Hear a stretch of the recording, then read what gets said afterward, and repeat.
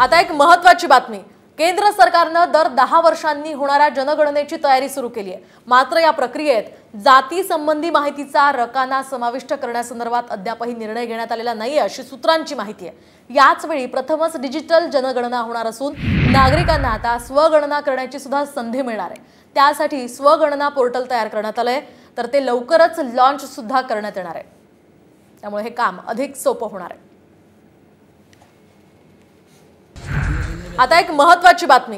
केंद्र सरकारने दर 10 वर्षांनी होणाऱ्या जनगणनेची तयारी सुरू केली आहे। मात्र या प्रक्रियेत जाती संबंधी माहितीचा रकाना समाविष्ट करण्यासंदर्भात अद्यापही निर्णय घेण्यात आलेला नाहीये अशी सूत्रांची माहिती आहे। याच वेळी प्रथमच डिजिटल जनगणना होणार असून नागरिकांना आता स्वगणना करण्याची सुद्धा संधी मिळणार आहे।